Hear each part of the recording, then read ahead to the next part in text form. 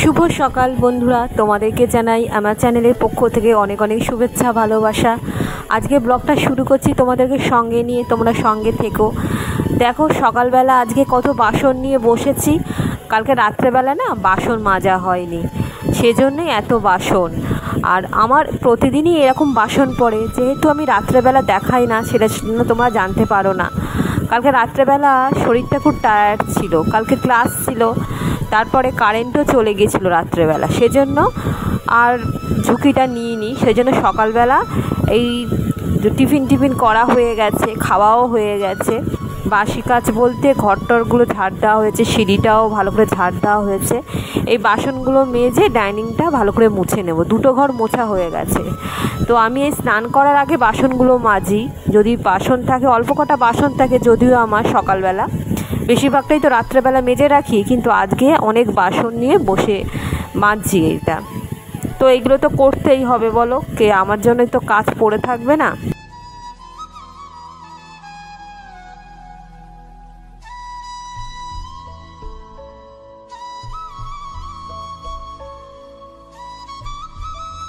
আমার যেহেতু সিঙ্কের পাশের যে রাখার জায়গাটা ছোট, ওই জন্য কী করি, সব মেজে নিয়ে বেসিনটাকে মেজে নিয়ে এক এক করে ধুয়ে এরমভাবে রেখে দিই। তারপরে এগুলো হচ্ছে অগোছালো হয়ে রয়েছে, দেখো বাসনগুলো পরপর নেই। তারপরে এটা গামলার মধ্যে জল ঝরানোর জন্য উপর করে রেখে দিই।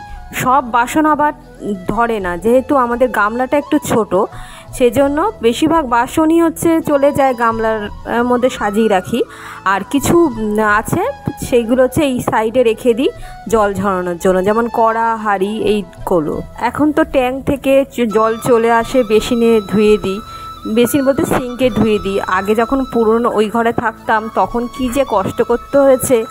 যেমন বর তো জল তুলে দিত একটা গামলায়, যতই কাজ থাকুক না কেন। Welcome to the channel. আশা করি তোমরা ভালো আছো, সুস্থ আছো। তো আজকে একটু বেলা থেকে ব্লগটা শুরু করেছি। এখন বাজে 11:30।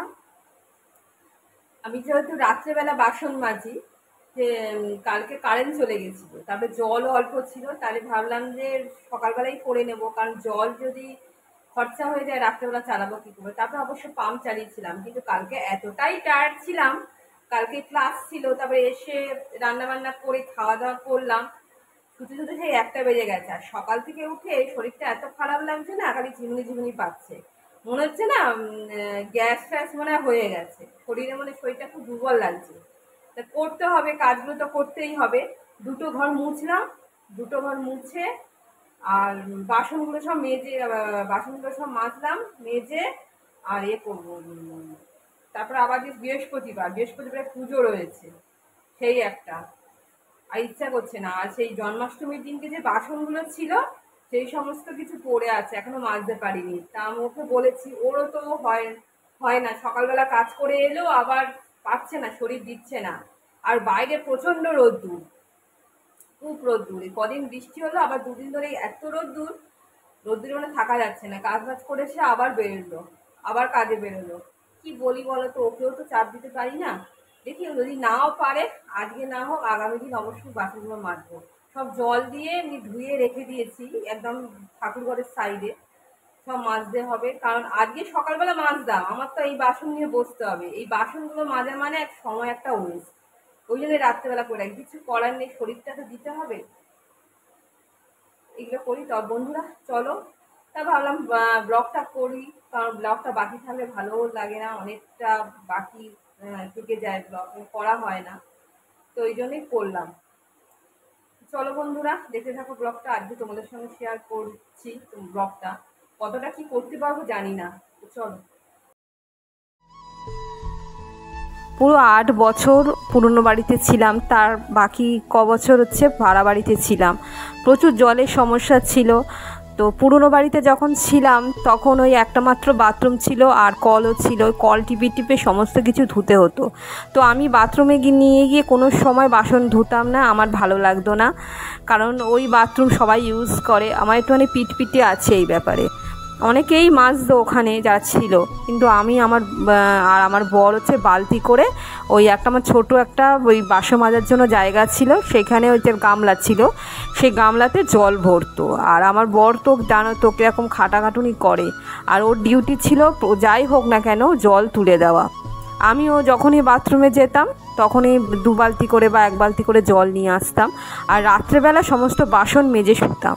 সেই সময় আবার জব করতাম, সব বাসন টাসন মেজে সমস্ত কিছু পরিপাটি করে শুতে যেতাম। তারপরে সকালবেলা উঠে বাসি কাজ সেরে স্নান করে রান্না করে তাড়াহুড়ো করে কাজে বেরোতাম। সে এক দিন গেছে, এখন তো কোনো কাজ করি না, আর শরীরও দেয় না।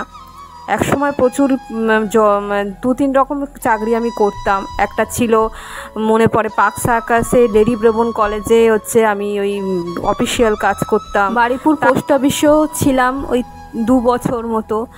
তারপরে আমি এডিটিংয়ের কাজ করতাম, শিখেছিলাম ওই যে মিক্সিংয়ের কাজ হয় না বিয়েবাড়ির যে সেই সমস্ত কিছু, যে ওই মিক্সিংয়ের বিভিন্ন রকম সাউন্ড মিক্সিং, তার ভিডিও মিক্সিং, সে সমস্ত কাজ করতাম। সে সমস্ত কাজ করেছি বলে একটু ভিডিওর আইডিয়াটা আমার ভালো মতন আছে। জানি না কতদূর এখানে প্রয়োগ করতে পেরেছি, এই হলো। আর এই দেখো স্নান করে চলে এসেছি। স্নান করে আজকে আমি নিজেই বারণ করেছিলাম ফুল আনতে হবে না, কারণ গাছে এত ফুল হয়ে থাকে। তারপরে ও কি করেছে, আম পাতাটা শুধু নিয়ে এসছে, কারণ আম পাতাটা দরকার। আর এই দুর্বগুলো এখান থেকে তুলে নিচ্ছি। তুলসী পাতাও আছে, আর পাশেই তো রয়েছে বেল গাছ। পাতার কোনো অসুবিধেই হবে না, বেল গাছ তো পাশেই রয়েছে।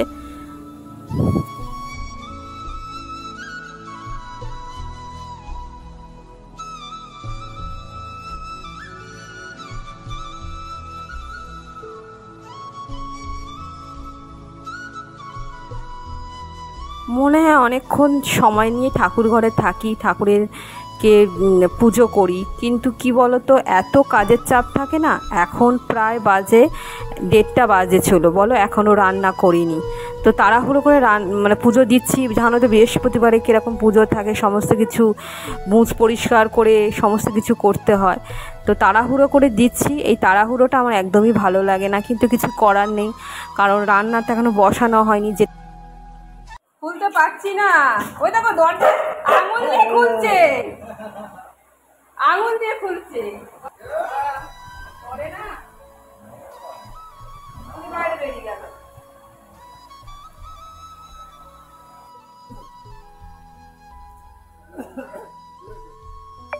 ওই তো আসছে, সাইকেল নিয়ে আসছে, তাও খো করবি।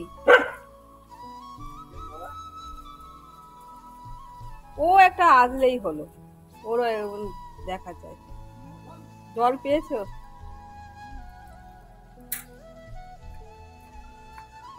স্নান করে এসে পুজো দিলাম। তারপরে দেখো রান্নাঘরে সবজি কাটতে বসে গেছি, বাঁধাকপি কাটছি। আজকে ভাবছি বাঁধাকপি দিয়ে ঘন্ট করব। তো ছোলাটা সকালবেলায় ভিজিয়ে রেখেছিলাম, আর চা খাচ্ছি। আবার চা করলাম সকালবেলা, যদিও একবার চা হয়ে যায়, কিন্তু জানো তো এই সময়টা একটু চা না খেলে ভালোই লাগে না, কারণ স্নান করে আসি তো ঘুম পায়। আর ও কাছ থেকে এসেই বলবে চা আছে গো, চা আছে গো। এই ফুটিয়ে আর দিই না, ওই আরেকবার চা করি। জানো তো এখানে ঠাকুরের নাড়ু, তারপরে খই সব দিয়েছিলাম। আর এই চড়ুই পাখি, ছাদরা পাখিগুলো এসে দেখো, এই ছাদরা পাখি দেখো সব এসে খাচ্ছে। ওরাও খাক, পাখিরা এসে খাচ্ছে। আর পুরো আকাশ কালো করে এসছে, আর সকাল থেকে যা রোদ্দুর, এবার ঘন ঘটা করে এসছে, একটু বৃষ্টি নামবে। আকাশ পুরো কালো করে এসছে। বাঁধাকপিটা মা দিয়েছিল আগের সপ্তাহে, বাঁধাকপিটা রেখে দিয়েছিলাম। তা বাঁধাকপিটা আজকে ছোলা দিয়ে করব। ছোলা দিয়ে বাঁধাকপি এই ভাপিয়ে জল ফেলে দেবো, ছোলা দিয়ে বাঁধাকপি করব। আর এই আলু হচ্ছে ডুমো ডুমো করে কেটে রেখেছি, ডুমো ডুমো আলু দিয়ে বাঁধাকপিটা করবো। ভাত হয়ে শরীরটা ভাল লাগছে না, এই রান্নাটা করি। একটা তরকারি ফ্রিজের মধ্যে আছে, সেটাই রক্ষি। বাঘার মাংস কালকে করে রেখেছি, ফ্রিজ থেকে জিনিসগুলো বার করি।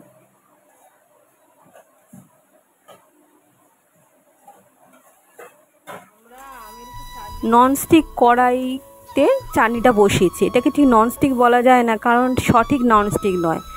কমিয়ে অনেক আঁচ কমিয়ে করি, কিন্তু যাই একটুখানি বেশি দিলে না, মানে একটুখানি সময় লাগলে পুড়ে যায় বেশিরভাগ। কড়াই যেটা সিম্পলিভাবে করতে পারি ঠিকভাবে, কিন্তু এই কড়াইটা আর এই তাওয়াটা দুটো আছে। একটা কড়াই আছে, এইটা কড়াইটা দেখছো, একটা তাওয়া আছে।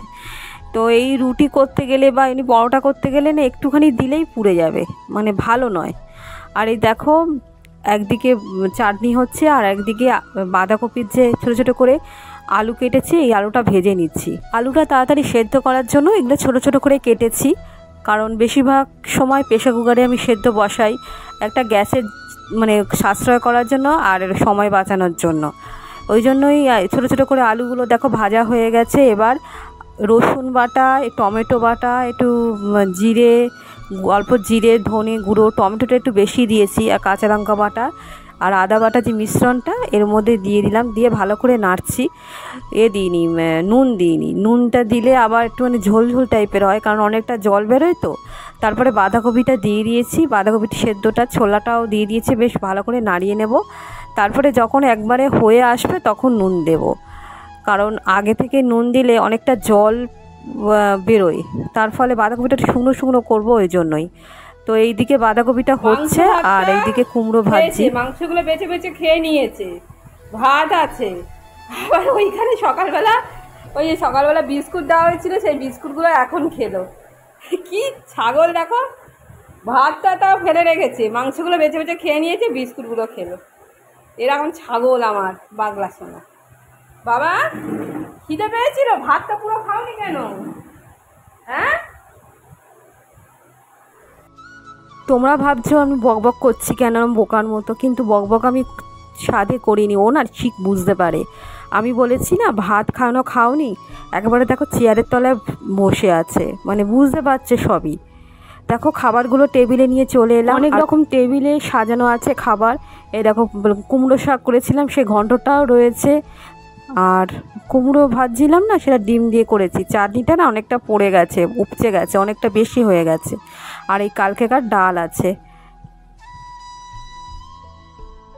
সন্ধ্যে 7টা বাজে, এবার চা বসিয়েছি। মা এসছে, গল্প করতে করতে ভাবলাম একটু চাও খাবো, তো ভাবলাম যে দুধ চা করবো, কিন্তু দুধ চা আর করলাম না, রচাই খাবো।